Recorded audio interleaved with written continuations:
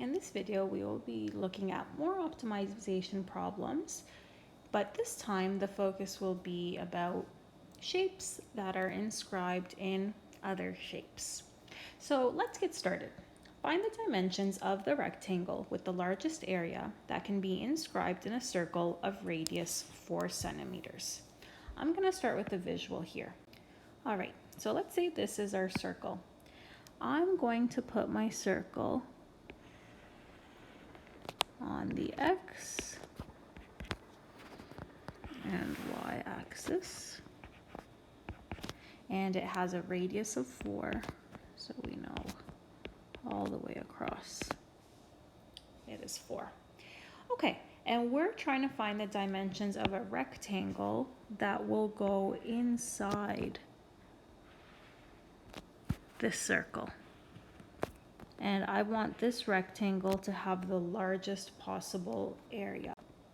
So that's going to be our end goal, which means I need to find an equation to represent this area. All right, we need some variables in here. Now, please note that where the corners of the rectangle lie, they are points on the circle. So this point here can be a coordinate, x comma y. So what would that refer to within the rectangle itself? Well, this side length here is x, which means the entire length of the rectangle is 2x. And then this portion here is y, which means the entire width is 2y. So for my let statements, I'm going to say let x represent half the length of that rectangle, and let y represent half the width.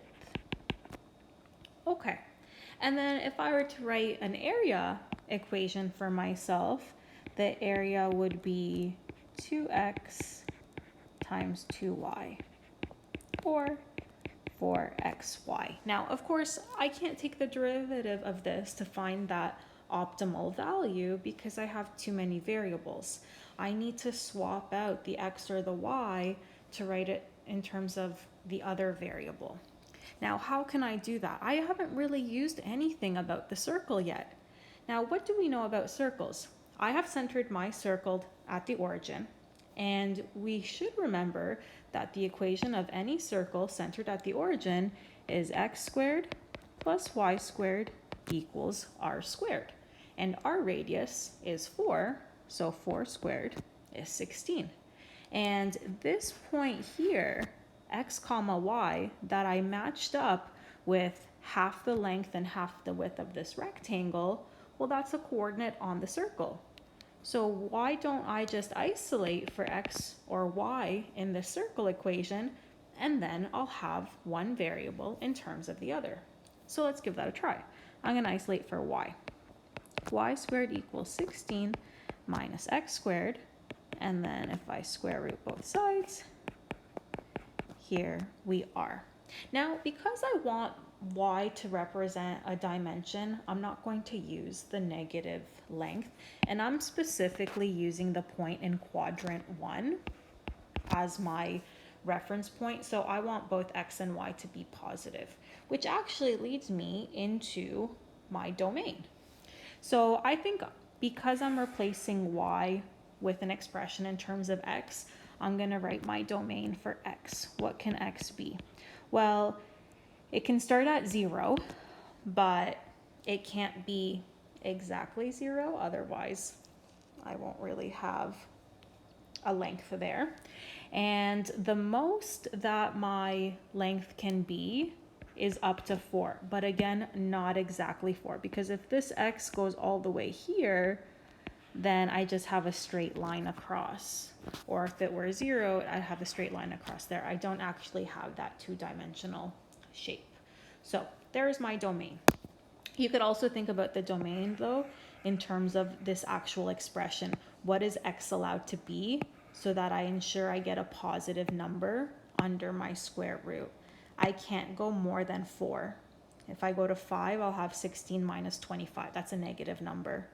So that's no good. And I don't want to go into the negatives because length can't be negative. All right, so let me do that swap. So my area in terms of the variable x is going to be 4x times the square root of 16 minus x squared. And now I'm ready to get my derivative. So let's go ahead and do that. So the derivative, I have a product rule here. So the derivative of 4x is 4, and then I'll copy paste the second function, plus 4x, and now I'm going to do a chain rule for the derivative of that second function. And as a reminder that we can write this as 16 minus x squared to the power of a half. So when I take the derivative, I have 1/2 times the inside to the power of negative a half times negative 2x. And now I'm going to start cleaning this up a little bit before I actually set my derivative equal to 0. So I'm not going to do anything with the first part, but first I'm going to do a half times negative 2 is just negative 1.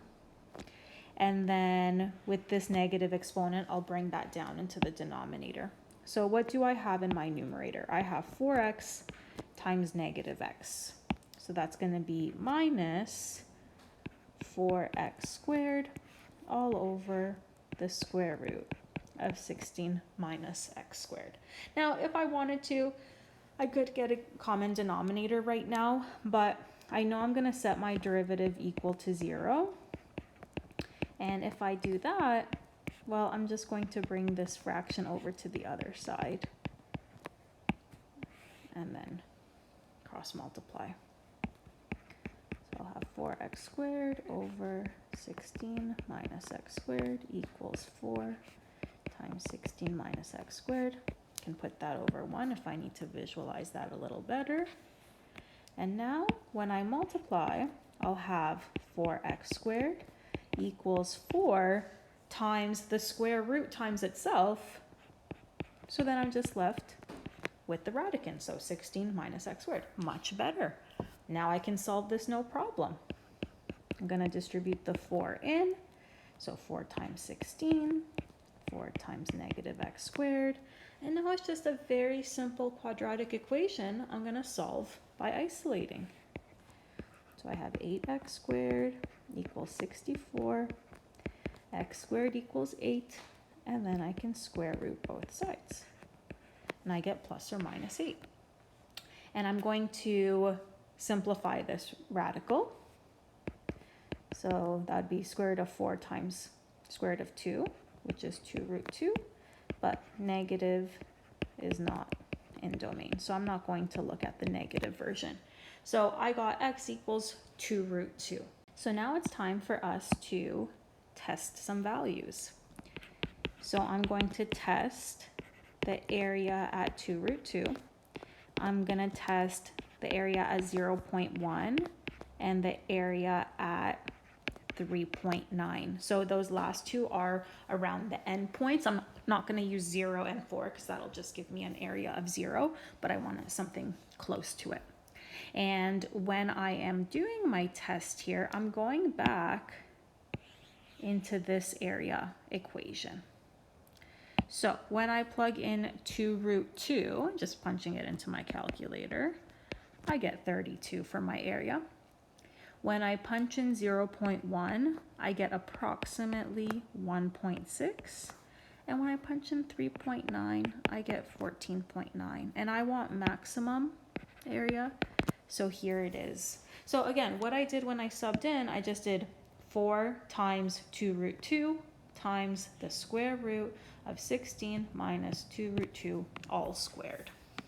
And then that's how I'm getting these values. So make sure you are testing these values yourselves on your calculator just to make sure you're plugging things in properly. But here we are. Now I know that what was x? X was the length. The length should be 2 root 2. And now I can solve for my width. And my width is the square root of 16 minus 2 root 2 all squared. And just cleaning this up, 16 minus, well, 2 root 2 times itself would be 2 times 2 is 4, times 2 is 8. So I get, oh, we get the exact same thing, 2 root 2 again. So we actually have just a square within our circle. But remember, x and y represent half of the lengths and width. So when I go to my therefore statement, therefore the rectangle will be not 2 root 2, it'll be double that, 4 root 2 centimeters by 4 root 2 centimeters. Because, just going back to our sketch here, x was only half of the length and y was only half of the width as well. So there we are.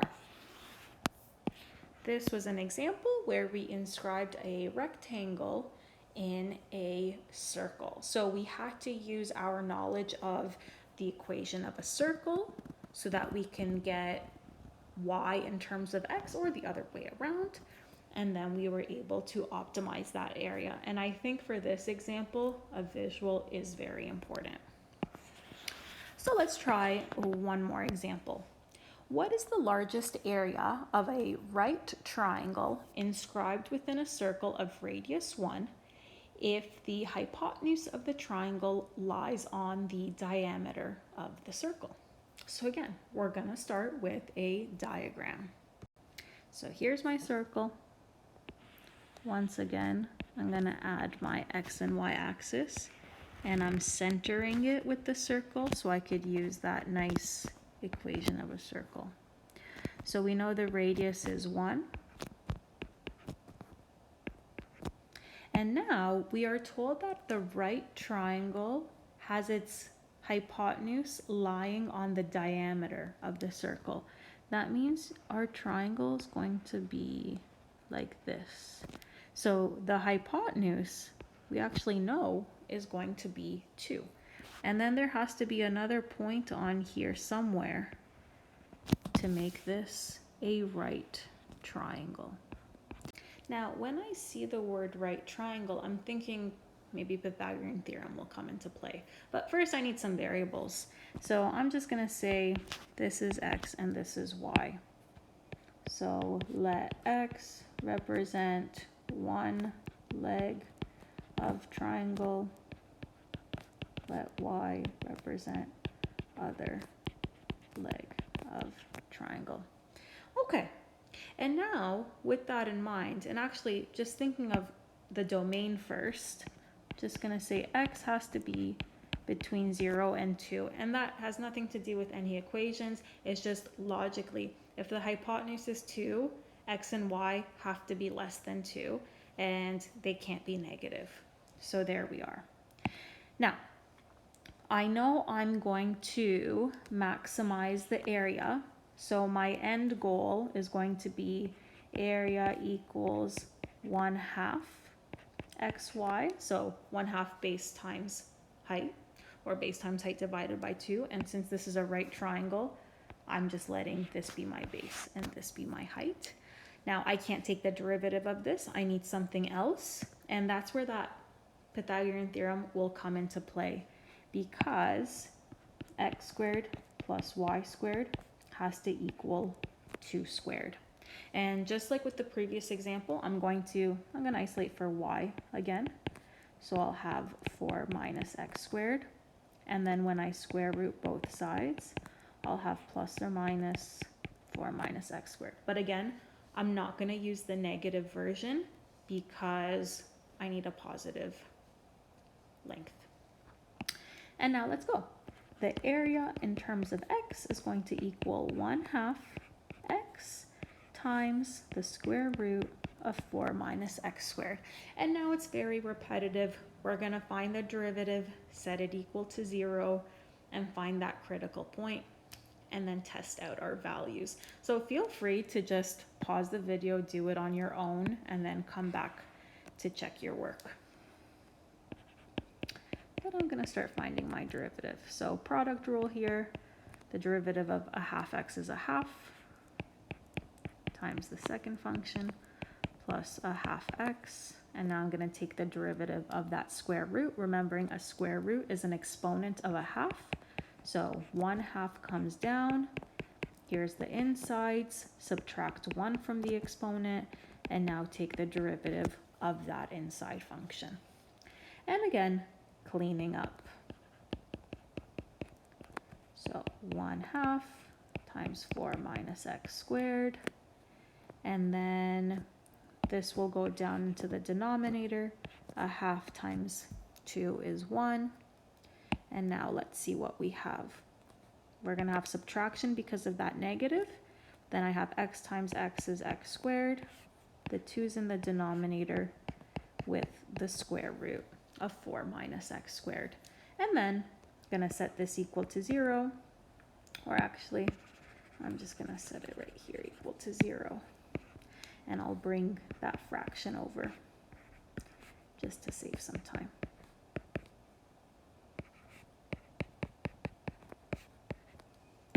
Now I'm going to cross multiply.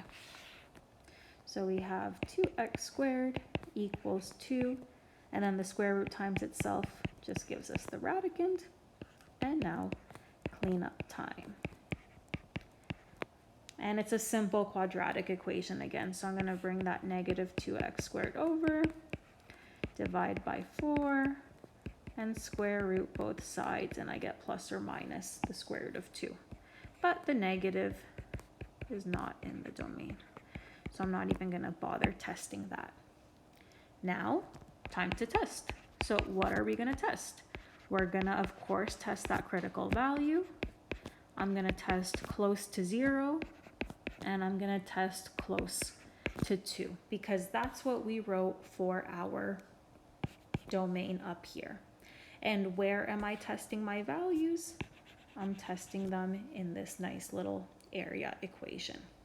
So when I test the square root of 2, I'm going to have 1/2 times the square root of 2 times 4 minus the square root of 2 squared, and we get 1. If I try 0.1, so 1/2 times 0.1 times the square root of 4 minus 0.1 squared, I get approximately 0.1. And when I do the same thing for 1.9, I get approximately 0.6. So here's our maximum. And the square root of 2 represented one of the sides. So to get my other side, we know it's y equals the square root of 4 minus x squared. X is root 2. Root 2 squared is 2, and 4 minus 2 is 2. So there we are. And now I'm going to look back at my question to make sure my therefore statement is correct. So it says, what is the largest area of a right triangle inscribed within the circle? So it doesn't ask us for the dimensions of the triangle, it just asks us for the area. Okay, so actually I didn't even have to find the other leg. I could have just gone straight to my area equation. But since I do have it, I'll do area equals 1/2 times root 2 times root 2, which is 1. And actually, I didn't even have to do that because it was right here. All right, therefore, the max area of the triangle inscribed in the circle is 1 centimeter squared. And there we are. So draw a diagram. You'll need some backup equation, whether in this case it was Pythagorean theorem. For the previous one, we used the equation of a circle, so that whatever area we're trying to maximize, it can all be about one variable. After that, it's just our classic derivatives, critical points, and test the values.